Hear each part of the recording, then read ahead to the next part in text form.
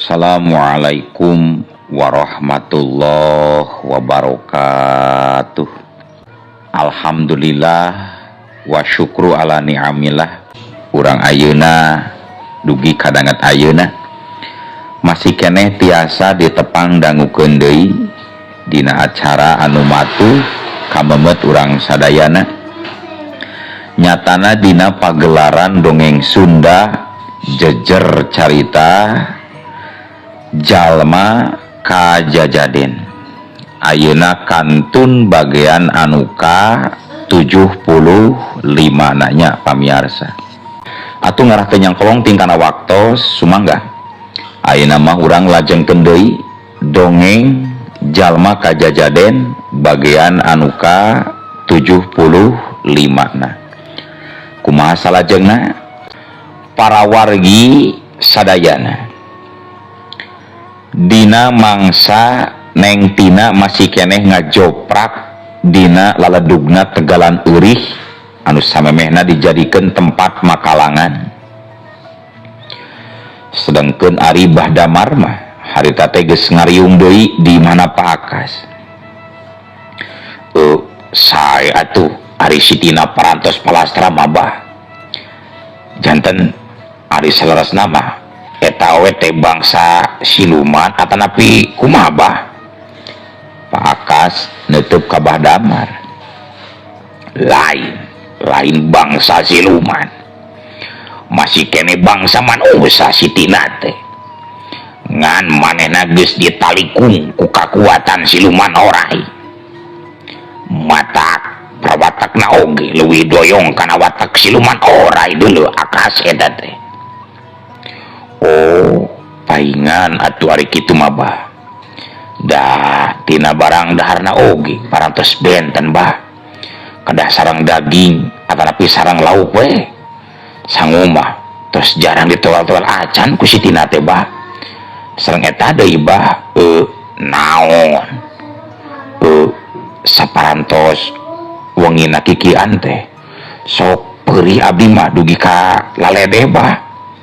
Abdi oge ngaros hemeng sakapeung mah margi unggal enjing teh kasampak guguling atanapi bantal teh parantos aut-autan bah. Nangingnya kitu teh ya geus we hilap deui abdi teh bah. Dibarengan ku pepeta Pak Akas mah sajeroni ngomong kituna teh.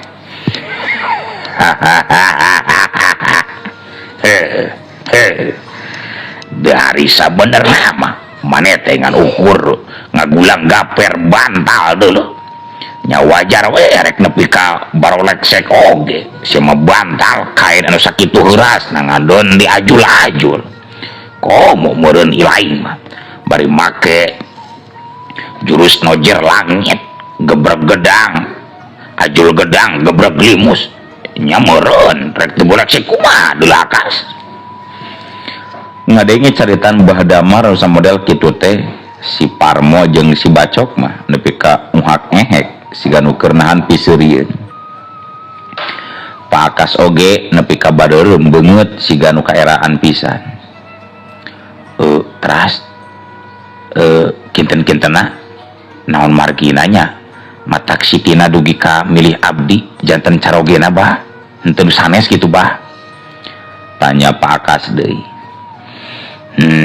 Siga nama aya anu keur dipikahayang eta teh boh pakaya ilahi atawa kakawasaan ilahi dari perkara duriat mah geus bogoh teu bogoheun si Tina ka ilaing teh deuleu intina mah ngamangpaatkeun maneh wungkul we eta mah si Tina teh Akas.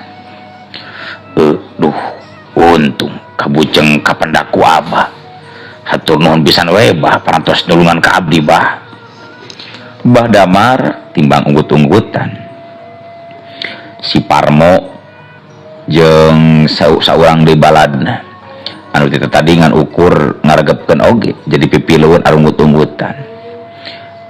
Muhun bah saur murid-murid Abah saurna teh guru Abah mah kenging disupata cenah janten batu nah leres eta teh bah atanapi ngan ukur wadul doang bah. Pak Akas siga anu teu beakeun pananya teu langsung nembalan pikeun sakadapan mah Bahdamar timbang neuteuk sarta nembongkeun pamulu anu katempona jadi dumadakan langsa. Ya Abah oge nyaho jeung geus nyangka pasti bakal aya murid-murid Abah anu nyaritakeun perkara di supatana guru Abah.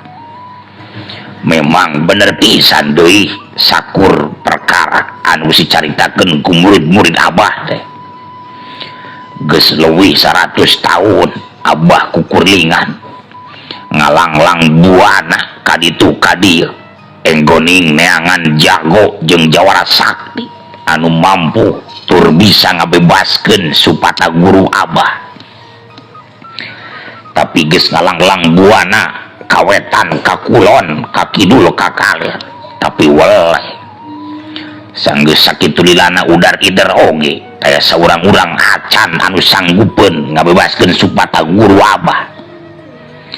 Bener-bener nyaah tur puara pisan cinta anak Abah mah kanu jadi guru teh dasa geus kahutangan budi dina sagala rupana. Mata mangsa ngadenge aya mangkluk anu ngaran si Aris geus kumaha wani ngahina guru Abah teh langsung bae Abah mah aya modaran teu ngeunah boga guru digogoreng ku deungeun kitu da deuleu akas. Antuk nama Bahdamar nembalan kalayan sajroning ngomong kitu nate paromana nama katembongna paselang antara ngagambarkeun amarah jeung kana langsaanana. Dupi kitu bade iraha ieu teh numpas si Arisna teh bah nya sagancangna we Abah marek miang ayeuna keneh geus teu kuat geus ateul hayang ngabebekeun sungutna jalma anu geus campelak maina basa ka guru Abah. Nanging rupina ari ayeuna mah nuju seueur batur di ditu Abah kapanan dina dinten enjing teh eta bebengok anu ngaran si Aris teh bade nikah bah tos pasti ti dinten ieu keneh oge geus seueur jalmi di bumina bah.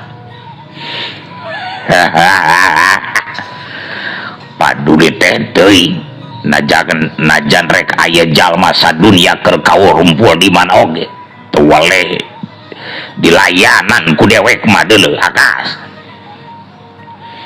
Dikitukeun mah Pak Akas tibang neuteuk dibarengan ku ngutunggutan sanggeusna amitan heula Pak Akas gura-giru ngoloyor karohangan kamarna sarta dina waktu anu tepatnya lila oge geus ngurunyung deui sok nunda gepokan duit di hareupeun Bahdamar.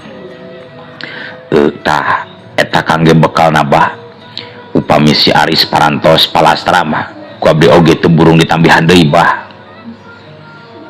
Teu bungah teu singkat tembongna teh ari Bahdamar mah sok sanajan diasongan duit anu sakitu lobana oge malah ret Bahdamar ngareret kasih Parmo anu diuk di gireunana. Surti sigana mah gancang bae si Parmo ngarawatan eta duit. Ayo urang miang ayeuna deuleu Parmo bacok cek Bahdamar ngareret kadua muridna. Sanggeus si Parmo jeung si bacok amitan heula ka Pak Akas gedig kebat bae Bahdamar jeung dua muridna ngagedig ngaringgalkeun imah Pak Akas. Pak Akas nama ngadon surangah serengeh sorangan mangsa Bahdamar jeung anu sejena geus pati ngaleos teh.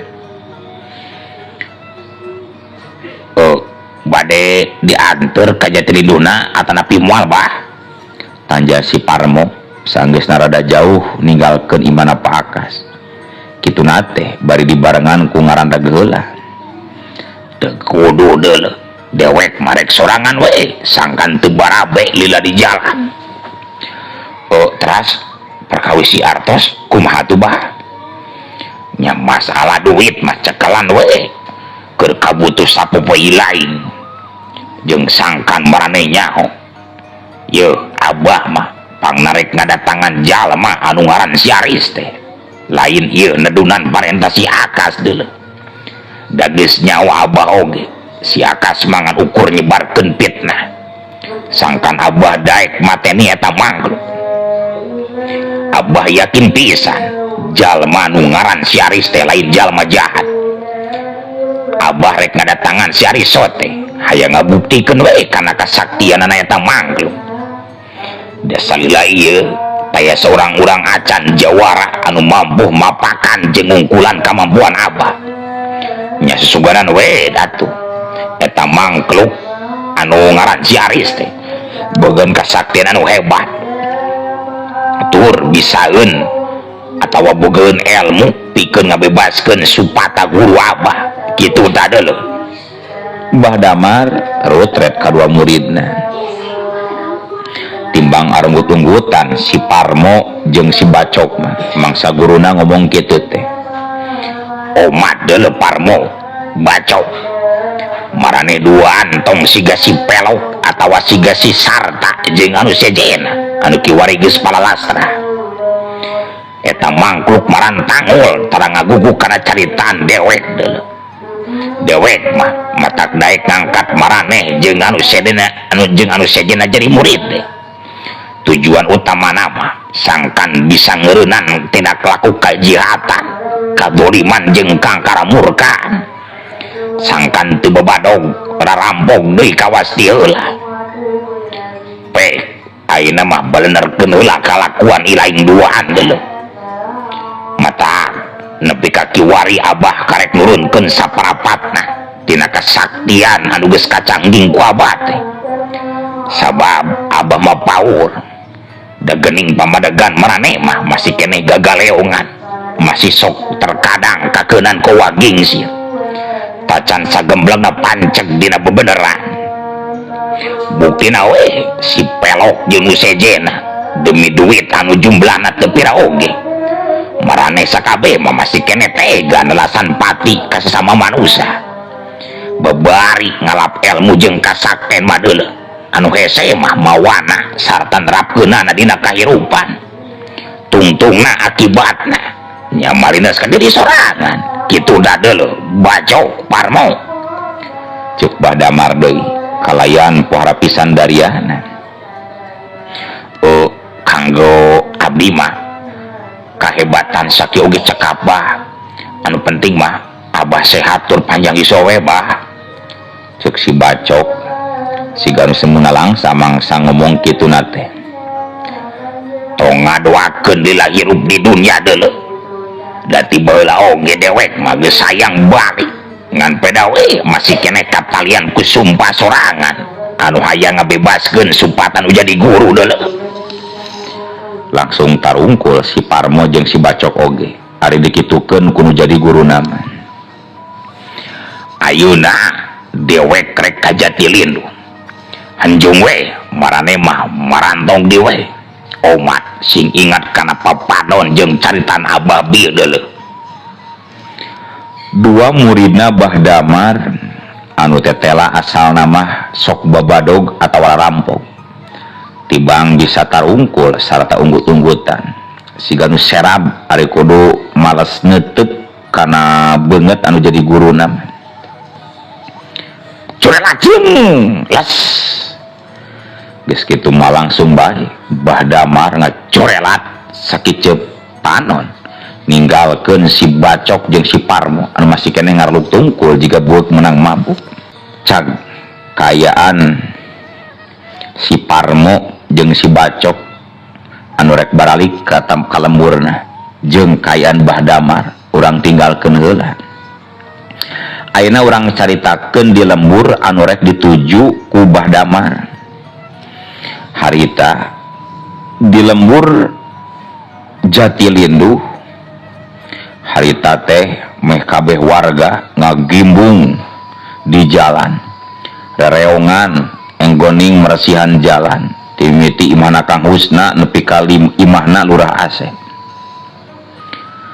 Rupa-rupa pagawean warga teh aya nu kabagean nyasap cucukutanana, aya nu kabagean miceunnan runtahna, aya nu kabagean sasapu jeung sajabana. Kalayan kabeh oge estuning sarumangat sarta katembongna siga nu baru ngapisan mangsa rereongan barang gawena teh. Ari perkara wangkongan mah geus biasa sajeroning barang gawean teh teureun-eureun galecok sarta diselang ku garogonjakan nepi ka teu jarang pating cileukeuteup pating calakatak awor jeung pating cerewetna sora barudak anu ngadon silih udag ucing-ucingan sok sanajan bari ngawangkong tapi ari barang gawean mah arapik pisan para warga teh jalan oge nepi ka lalening sarta katembongna leuwih gede da bubuhan ngahaja rada dilegaan eta jalan lembur teh aya urang Cilanjung jeung lurahna euy arek nanaonnya saurang warga hari weus-weus mangsa rentang-rentang nempo lurah Cilanjung anu pating kurunyung dituturkeun ku walasan wargana anu maranggul karung jeung beungkeutan awi anu diarajak nyarita nama timbang garideug da memang teu nyaho kangge naon eta awi teh palurah tanya saurang awewe tengah tuh mangsa lurah Cilanjung geus aya darepeunana keur tihang kelebet ieu teh ceu urang pinuhan ku kelebet jalan ti mana Jang Aris nepi ka iman lurah Asep teh palataran panggungna di sakalian ngarah leuwih alus wah bakal tambi resep atuh palurah kurse asik wah nyaan bakal rong ka ieu mah jati euy siga nu baru ngapisan para warga mah mangsa ngadengi jawaban ti lurah Cilanjung anu samodel kitu teh ulah kapalang ngareah-reah pan ieu mah pesta rahayat lain ngan sakadar pesta hajatan kawinan Jang Aris wungkul gancang nyerokot heula panugarna euy da teu as teuing ari langsung ditancep-tancepkeun mah gancang nyangan linggis teu sirikna pada daek sabaraha urang warga nu baroga panugar mah harita keneh burber marulang heula ka imahna sewang-sewang bajigur ngaropi heula euy ngaropi udud sabot kitu pating kurunyung sabaraha urang warga anu ngajaringjing teko sarta naranggeui dahareun dina baki kalayan kabeh oge dibarengan ku pating celengkeung pating keleuweuh atuh rob eta nu moal dahareun teh pada muru ku sararea uruse aya bala-bala euy mang abi hoyong bajigur mang abi ge hoyong sabar tong para bud bisi bae sabar anu sarura sora pating jerewetna barudak pating celengkeung sarta pating keleuweuna warga estuning geus teu puguh dengikeunana lurah Cilanjung mah timbang nyerengeh mangsa nempo kitu teh kalayan atrapisan nembongkeun paroman anu marah main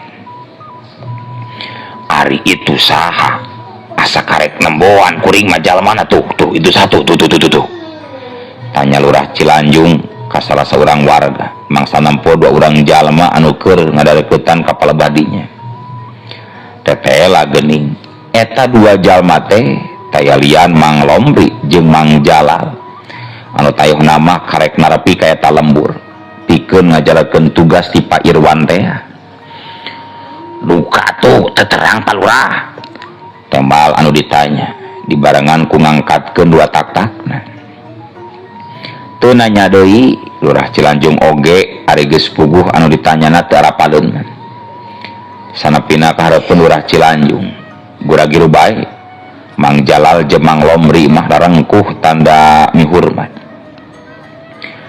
bade kamarana ieu teh Kang tanya lurah Cilanjung ngakangkeun kanuduan teh nya ngahaja we bade ngabantosan rereongan barang damal sareng warga urang dieu ieu teh dabi oge ngaros kahutangan budi atuh ku Jang Aris teh ayeuna mah abi duaan teh jongjon ngukut ingon-ingon oge datos taraya bangsat geuning satosna Jang Aris tiasa ngabasmina mah Mang Jalal anu nembalan teh teuing nyahoeun ti mana perkara Jang Aris anu geus gede pisan jasana ka para warga teuing kungsi tatanya heula sugan atau teuing kumaha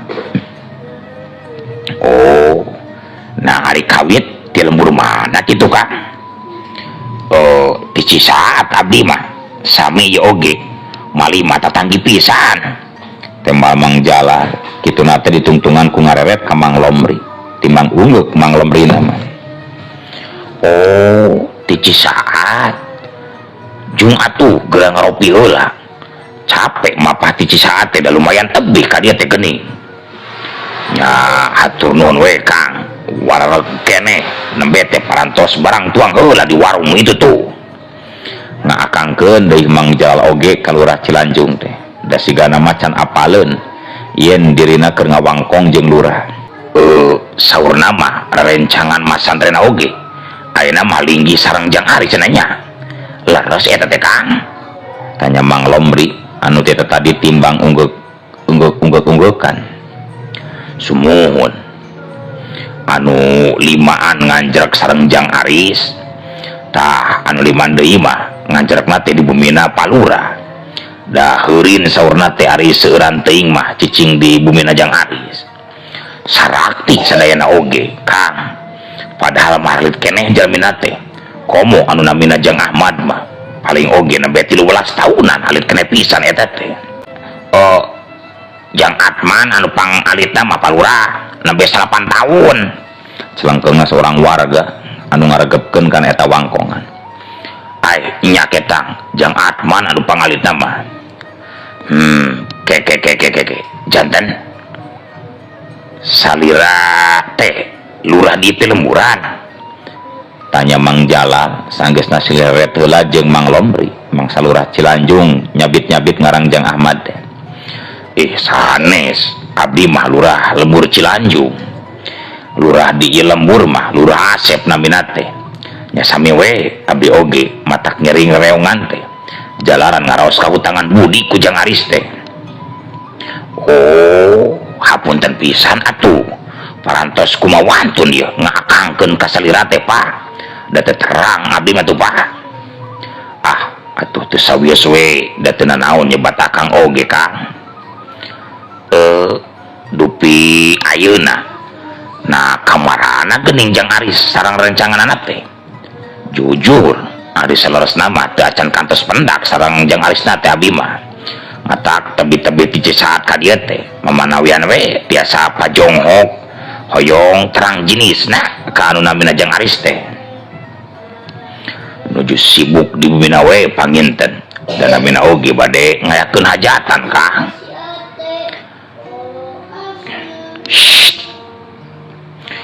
Kasep pisan Jang Aris mamang tuh bumina mah kahalangan ku buminu itu tuh nya sumpingan we da balagur pisan Jang Aris sareng keluargana mamang celengkeungna seorang warga kitu na teh dibarengan ku tutunjuk sagala ka arah imahna Jang Aris.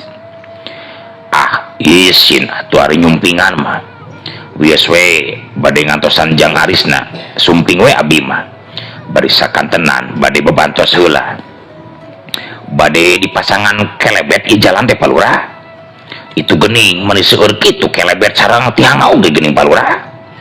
Mang Lomri gancang mengkolkeun wangkongan kituna teh bari nunjuk kawalasan warga anu harita keur nali-nalikeun kelebet kana tihang awi. Mohon ieu teh bade pasangan kelebet supados langkung resep katinggalna we jeung katingali sae lah kitu. Wah sae pisan atuh Palura hayu urang mantuan yuk celengkeungna Mang Jalal kituna teh bari jeung langsung bae umajak ka Mang Lomri. Sanggeus Mang Lomri ungguk mah gura-giru bae anu duaan pating kojengkang ngadeuketan welasan warga anu harita keur nali-nalikeun kelebet kana awi anu segede-gede jempol suku minangka tihangna. Lurah Cilanjung tibang nempokeun bari sakapeunggut-unggutan sorangan. Geus moal nyalahan deui euy. Pasti jeung Jang Aris nu eta tah cicingna Jang Ahmad euy jiga nama euy. Ceuk Mang Jalal semua harewosan ka Mang Lomri mangsa keur rada anggang ti warga enggoning matuan barang gawe. Geus yakin pisan kuring oge ngan eta we teu nyangkana teh euy. Gening bet ngorah kene pisan gening anu ngaran Aris-Aris teh. Tapi sabar euy tong gurung gusu. Lamun warga nepi ka nyarahueun saha sabenerna Jang Ahmad mah bakal geunjleung atuh. Mang Jalal beuki harewosan. lamun tetela bener yen ieu teh aris anu keriteangan ku urang rek kumaha coba euy nya urang langsung balik we heula urang sagancangna laporan ka Pak Irwan sangkan aya kene waktu pikeun ngahadiran hajat kawinan jeung arisna narek kabur gitu atuh da Pak Irwan oge aya di saluhureun urang ari kasaktian mah deuleu belegu geuning sia mah nya ari kitu teh mah ngan diheungdaekeun da eta salah nalingakeun eta salah nalikeunana sia teh kira-kira kitu patut nalikeun deuleu salah eta gancang bae Mang Lomri mah api-api museur kana pagaweanana mang saya saurang warga anu ngadeukeutan ka pelebah marehna duaan Mang Jalal oge sigan langsung surti gura-giru bae ngudar deui tali kelebet padahal mah geus bener nalikeunana teh teu lila antarana ka eta patempatan pating kurunyung Lurah Asep jeung 5 urang santri nu salah saurang di antara nama tayalian Jang Ahmad anu keur dipaluruh ku Mang Jalal jeung ku Mang Lomri mangsa nempo Lurah Asep jeung 5 urang santri Lurah Cilanjung mah siga anu pohara pisan bungaheunana rada jauh kene oge geus ngajak seuri waduh meni asara me kieu geuning dihias ku kelebet mah palurah cek Lurah Asep mangsa geus aya di hareupeun Lurah Cilanjung kituna teh bari nempoan sabaraha kelebet anu geus mimiti ditancep-tancepkeun tapi acan oge Lurah Cilanjung nembalan na atuh eueuh waktosna kabujeng seep. Assalamualaikum warahmatullahi wabarakatuh.